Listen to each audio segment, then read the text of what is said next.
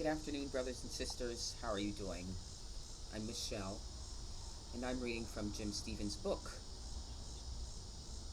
Yeah, he's a really wonderful person, and this is one of a few books that he's written. Can you imagine 101 proofs for the existence of God? That's what this one's about. Yeah, it's full of beautiful pictures, front and on the back and on the inside. Yeah. So we're going to be reading chapter 60, which is about water. Yeah. My favorite part of creation. Look at this beautiful bookmarker my son made me. All right.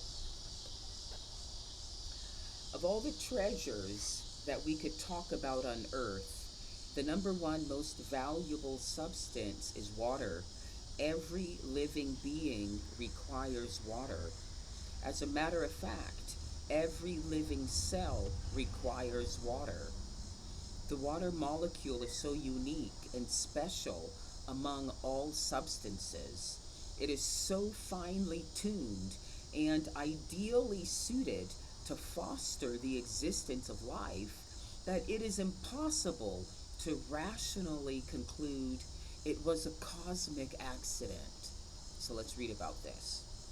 It is much easier to accept, it is much easier to accept that it was miraculously designed.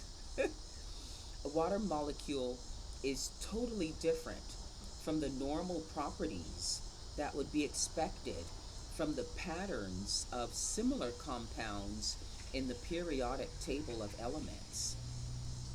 Its freezing temperature and boiling point are way too high. It should be a gas at room temperatures. It should turn from ice to liquid at around minus 100 centigrade instead of 0 centigrade. And then it should turn from liquid to gas at around minus 80 centigrade instead of 100 centigrade. This would mean almost all the water on Earth would not exist, and neither would we exist. Water is everywhere on the Earth, covering 71% of the Earth's surface. Wow. Earth is the only known planet to have bodies of liquid water on its surface. No other planet in the known universe has even the tiniest fraction of this much water. Think about the implications of that truth and the specialness of our home in this vast universe.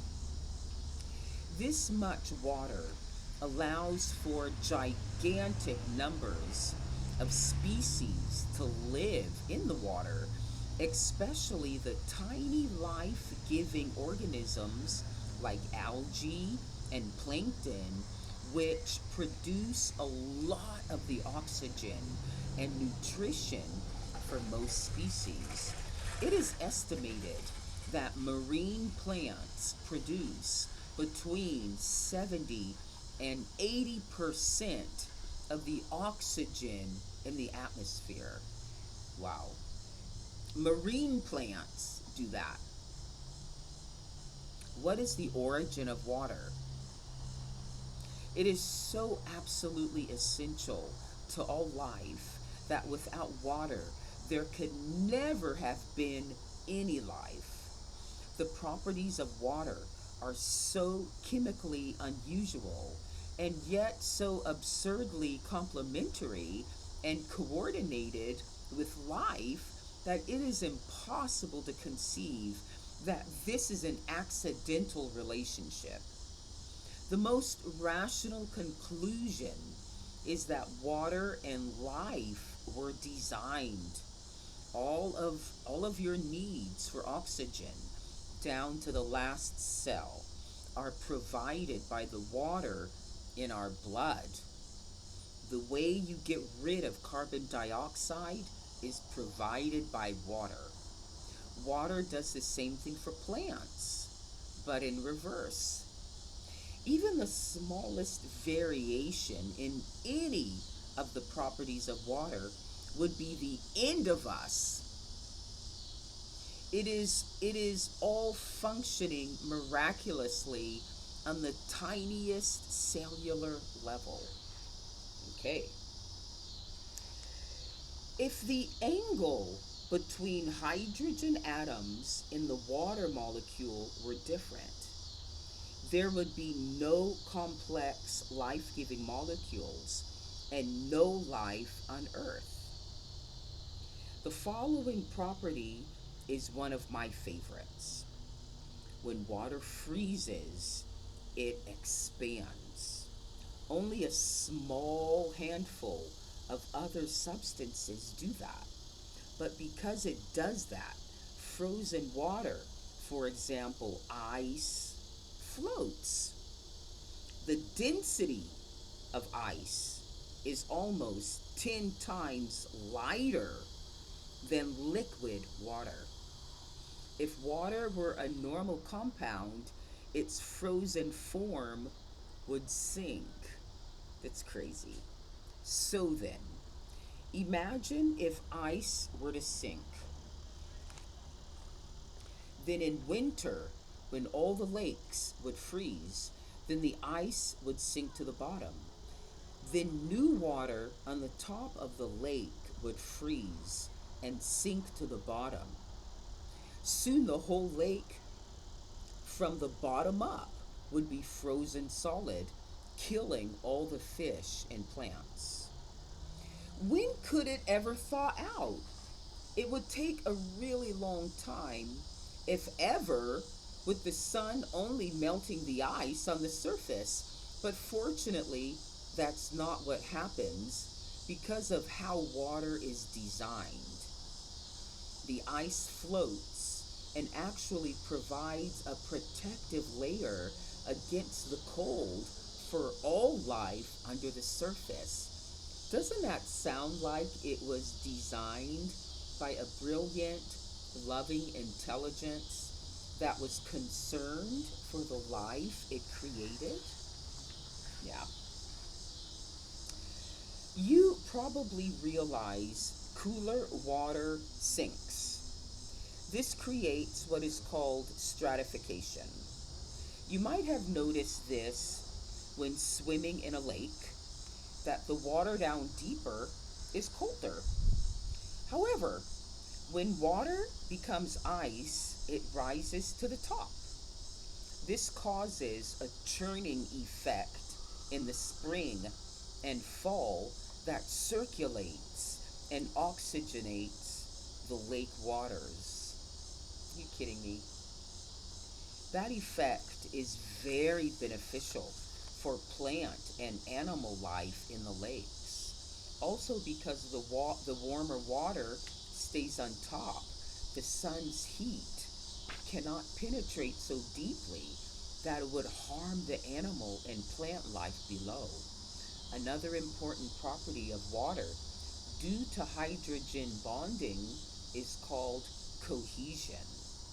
The hydrogen atoms are constantly bonding and breaking bonds in tiny fractions of a second. Cohesion, due to hydrogen bonding, contributes to the formation of waves and other water movements that occur in lakes. Water movements are integral components of the lake system and play an important role in the distribution of temperature, dissolved gases, and nutrients. These movements also determine the distribution of microorganisms and plankton.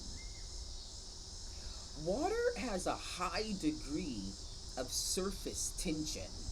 This also creates a protection effect, not only for lakes and oceans, but even in our own bodies.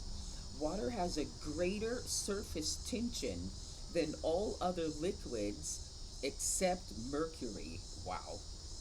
That surface tension is what makes water drops take the shape of spheres. Water falling from the sky takes the shape of drops. These can act like little bullets to penetrate and refresh plant life and the earth. They can dissolve and wash away toxins. It mixes up soils and fertilizes. It erodes rock over time, making soil. It churns the oceans, benefiting fish and plant life. Water rains down to the earth to nourish all life. It then flows towards streams and rivers to the sea, where it evaporates and goes back into the atmosphere to repeat the cycle. The unidirectional flow of water in the evaporation condensation cycle enables water all over the earth to continuously cleanse itself and renew the earth and all forms of life. When water is heated in hot climates, the water vapor can carry large amounts of heat energy away to cooler locations and then release it in the form of rain. This cools the hotter climates and warms the colder ones, while at the same time refreshing and oxygenating the atmosphere. Water is called the universal solvent because it dissolves more substances than any other liquid. This means that wherever water goes, either through the ground or through our bodies, it takes along valuable chemicals, minerals, and nutrients. This allows water to carry nutrition throughout your body to every one of your approximately 100 trillion cells. And even other sources say 40 trillion. It also allows the water to extract the waste products from your cells and carry them to the organ that is designed to eliminate them. Colloidal action is another special property of water. The inherent vibration by the H2O molecules pushes around any dissolved substances so they are evenly distributed throughout the water.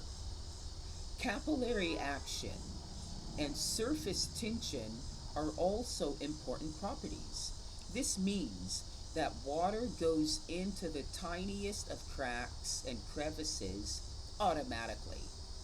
This makes your life so much easier because your heart does not have to provide huge amounts of force to get your blood to circulate through all the tiny capillaries to supply all your cells. Blood carries nutrients to every cell in the bodies of all animals and then removes waste products. Water in the sap in trees and plants carries nutrients for their life. Water also has the ability to pass through cell membranes and climb great heights in plants and trees through osmosis and capillary force. Osmotic pressure and capillary action enable water to climb hundreds of feet to the tops of the highest trees. The mystery of osmosis enables plants to feed, and plants and animals to carry on a multitude of life processes. Osmosis enables marine creatures to absorb fresh water in an increasing saltwater environment. Water has the highest heat capacity of any liquid, meaning it can absorb relatively huge amounts of heat. This means it is slow to increase in temperature and to eventually boil. It also releases heat very slowly. Our whole planet and everything on it benefits from this. The sand on the beach can get so hot you can't walk on it, but the ocean stays cool and doesn't turn to steam. The oceans keep our entire. I've never thought of that before. Isn't that crazy? The oceans keep our entire environment from getting way too hot and conversely from getting way too cold. Water makes a womb for all life, a protective habitat. It's almost analogous to the female womb that lovingly supports the growth of new life. If you live near a large body of water, the winters are warmer and the summers are cooler. Because water can absorb great amounts of heat and our bodies are mostly water, it means our body temperature is much easier to regulate and there are not huge swings to deal with. Our body even has a mechanism to release sweat that will evaporate from our skin, taking heat with it and keeping us cooler. That's right. More energy is required to evaporate liquid water than most other substances. To evaporate each gram of water at room temperature, about 580 calories of heat are needed, which is nearly double the amount needed to vaporize a gram of alcohol or ammonia. Water remains a liquid.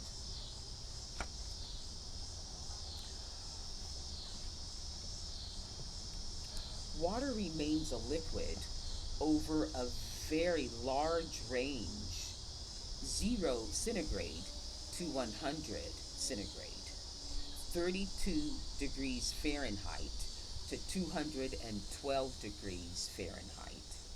Most other substances have a much shorter range between solid and gaseous states.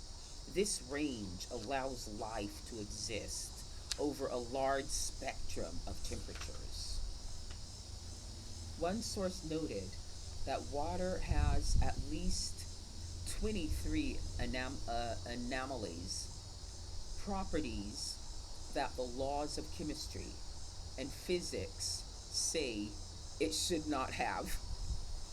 This chapter doesn't cover all the amazing properties of water, but let's get to the point. Does this prove that God exists? Suppose every morning when you wake up, you go outside your front door. Think about this now. You go outside your front door in the morning, and there waiting for you is exactly all the food and water that you will need for the day to live. The next day, it's the same. And the day after that, it's the same. And this process never fails, never fails, never fails. All your essential needs are provided for in exactly the right proportions. If any of the ingredients were to vary slightly, you would starve or die of thirst. Could this be just a cosmic accident? The odds are so incredibly small as to be non existent. So Jim says there must be God. Yeah. Thank you so much, Jim. That was truly enlightening and fascinating. Wow. Now we can have a newfound appreciation for water. Thank you so much, everyone. Have a great day. See you another time.